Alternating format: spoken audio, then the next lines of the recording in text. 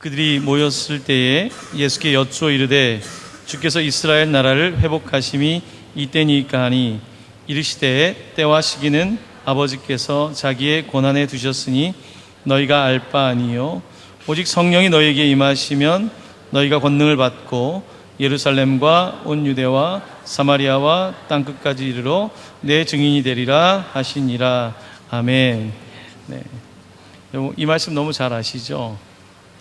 오직 성령이 너희에게 임하시면 너희가 권능을 받아 예루살렘과 온 유대와 사마리아 땅끝까지 이르러 내 증인이 되리라 하시니라. 자, 이 말씀을 잘 아는데 오늘 말씀을 좀 전하려고 하면서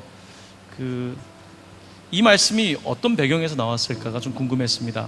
그래서 말씀을 좀 묵상하다 보니까 저에게 6절 말씀이 좀 다가왔습니다. 6절 말씀 한번 화면에 되면 좋고요. 성경책 있으신 분은 여러분 6절을 보십시오. 왜 이 말씀이 나왔는지 중요한 질문이 있습니다. 그들이 모였을 때, 예수님이 승천하시는 것을 보는 사람들이 모였을 때 예수께 여쭈어 이르되, 질문입니다. 주께서 이스라엘 나라를 회복하심이 이때니까 하니. 저를 보시면 되겠습니다. 예수님이 승천하실 때 제자들의 질문은 뭐에 대한 질문이었냐면 이스라엘이라고 하는 나라, 이스라엘이라고 하는 여기서 나라는 하나님의 나라를 뜻하는 게 아니라 이스라엘이라고 하는 이 나라를 회복하는 게 언제입니까? 라고 질문을 한 겁니다. 제자들의 관심은 당시 로마의 압제하에 있었기 때문에 메시아를 기다렸단 말이에요. 그러니까 이스라엘이라고 하는 나라가 회복하심이 이때입니까? 라고 질문을 합니다. 아직 그들은 이스라엘 나라에 그들의 생각이 머물러 있습니다. 그들은 지금 우리가 로마의 압제로부터 벗어날 수 있는 메시아가 오시는 게 바로 이때입니까? 라고 하는 질문을 던지고 있습니다. 그런데 그 질문에 대해서 예수님께서는 이렇게 답변을 하고 계십니다. 7절 말씀으로 성경책을 보십시오. 이스라엘 나라에 대해 질문했는데 예수님께서 뭐라고 하시냐면 이르시되 때와 시기는 아버지께서 자기의 권한에 두셨으니 너희가 알 바 아니다. 그러시면서 성령 이야기가 등장하고 있는데요. 이제 저를 좀 다시 보시면 될 것 같습니다. 여러분의 주된 관심사는 뭡니까? 지금 제자들의 관심사는 이스라엘 나라가 언제 회복되는가예요. 우리가 사실 선교를 하면서 북한 선교도 하고 있지만 언제 통일될까? 사실 이런 질문을 던질 수 있어요. 우리가 북한 선교하면 통일될까? 여러분 그렇잖아요. 북한 선교하면 통일될까? 근데 사실 어쩌면 우리가 잘못된 질문을 던지고 있을지도 몰라요. 이 나라가, 우리가 보이는 나라가 회복되느냐라는 질문도 중요하지만 예수님의 궁극적 관심은 우리가 살아가는 나라에 대한 것이 아니에요. 여러분, 내가 물론 대한민국 사람입니다. 하지만 우리가 대한민국 사람이지만 우리의 시민권은 대한민국 사람보다 하나님 나라의 시민권을 가지고 있는 거죠. 하나님의 더 관심사는 그냥 이스라엘이라고 하는 킹덤이 아니라 킹덤 오브 갓, 하나님 나라에 대한 관심을 가지고 있는데 지금 제자들은 이스라엘 나라를 언제 회복하실 겁니까? 라고 묻습니다. 우리가 보통 뭔가 물을 때 중요한 질문을 하고 나서 그 다음에 어떤 질문을 던지냐면 그럼 언제 하실 겁니까? 라고 묻는데 예수님께서는 그들의 관심을 조금 돌려주십니다. 시간에 매이지 말 것을. 우리가 생각하는 시간은 뭡니까? 내가 급한 거예요. 내가 원하는 시간에 받아야 되잖아요. 택배도 내가 원하는 시간에 받아야 되고, 내가 원하는 시간이라는 게 아니라는 거예요. 이스라엘 나라에 대해 질문하고 있는데 우리가 갖는 관심사, 나라, 예수님은 그 관심사에 머물지 말라는 거예요. 그래서 너가 갖는 시간에 대한 관심을 좀 벗어나서 시간과 때는 너의 알 바가 아니다. 여러분, 우린 때때로 굳이 알지 말아야 될 것도 알려고 그래요. 언제인지 알면 뭐합니까? 우리는 굳이 몰라도 되는 것들에 대해서 굉장히 많이 알려고 하고, 요즘 나라가 어떻고 이런 것들 물론 알아야 되는 것들도 있지만 그런 것에 너무 많은 시간을 빼앗기고 있죠. 예수님의 관심은 그런 것이 아닙니다. 때와 시기는 아버지의 권한에 있다. 여기서 권한이라는 단어, 한계가 있다는 거예요. 그러니까 그건 하나님의 거라는 거예요. 하나님의 거에 대해서 자꾸 궁금해할 필요 없다는 거예요. 그러면서 제 오늘 설교의 주제가 권한과 권능인데, 자, 이제 여러분 다시 8절 말씀 보십시오. 자, 권한이란 단어는 권위라는 뜻인데, 자, 하나님한테 권한이 있다 그랬고, 그 다음 8절에 보시면, 우리 8절 말씀 같이 읽어볼까요? 시작. 오직 성령이 너희에게 임하시면 너희가 권능을 받고 예루살렘과 온 유대와 사마리아와 땅끝까지 이르러 내 증인이 되리라 하시니라. 아멘. 자, 오늘 말씀 보시면 이 사람들은 이스라엘이라고 하는 나라에 매여 있는데, 예수님의 관심은 이스라엘이라고 하는 나라에 매여 있지 않습니다. 어디까지? 예루살렘과 온 유대와 사마리아와 어디까지요? 땅끝까지. 자, 우리의 보통 관심은 여기에요. 우리나라 언제 회복됩니까? 언제쯤이면 경제가 나아지겠습니까? 언제쯤이면 통일이 되겠습니까? 이런 질문들을 우리가 던질 수 있죠. 우리의 관심사 맞습니다.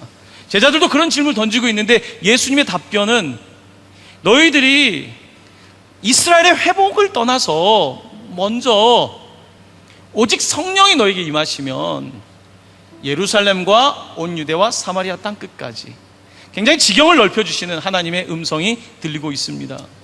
때때로 우리의 관심이 굉장히 협소해져요. 특별히 어려울 때 생각이 좁아져요. 내가 지금 먹고 살기도 힘든데, 나도 삶이 좀 버거운데. 우리 사실 그렇잖아요. 내 짐만 져도 무겁잖아요. 그런데 그 짐을 내가 다 지면 무겁지만 오직 성령이 너에게 임하시면 권능이 있다는 거예요. 파워가 있다는 거예요.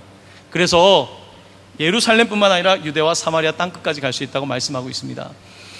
권한과 권능이란 말만, 그것만 비교하고 좀 말씀을 마치려고 합니다. 여러분들 다 권능 갖고 싶잖아요. 권능. 이 권능이라고 하는 것은 자기의 영역에서 할 때 생겨나는 거예요. 하나님 아버지가 하셔야 될 것을 내가 하려고 하면 내가 그 권한을 넘어가는 거예요.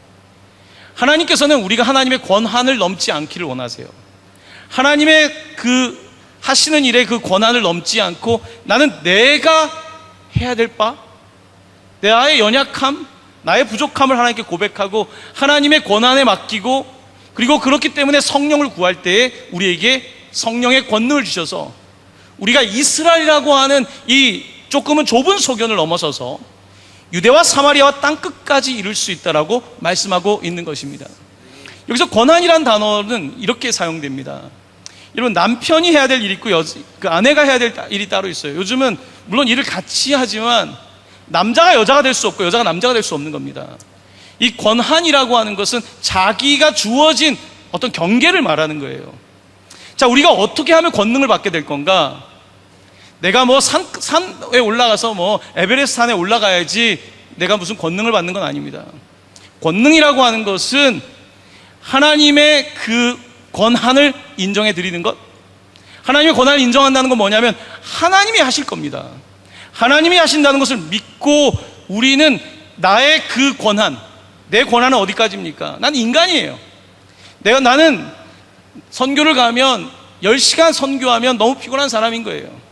같이 열흘 지나면 부딪히는 게 사람인 거예요. 우리는 끊임없이 우리의 한계에 부딪힐 수밖에 없지만 그럼에도 불구하고 끊임없이 자기의 그 경계를 인정하고, 하나님, 나는 이것까지밖에 못하는 사람이지만 오직 성령이 우리에게 임하시면, 성령을 구할 때에 그 성령께서 우리에게 오셔서 권능을 주시고, 우리는 이스라엘밖에 모르는, 혹은 우리 가정, 혹은 우리 이 남한밖에 모르는 사람들이 그것을 넘어서서 더 큰 사역을 할 수 있게 되는 것입니다. 동강교회가 선교를 하면서 저는 참 감사한 게 우리의 지경이 넓어진다는 거예요. 그냥 우리만 살기도 어렵잖아요. 하지만 언제부턴가 동강교회가 내 팔을 품고 우리 젊은이들이 가서 선교하고, 해마다 가서 선교하고, 동강교회 성도들이 많이 성장했습니다. 저 자신도 많이 성장했고요. 일본이랑 8년 동안 오고 가고, 여러분 절대 쉬운 일 아닙니다.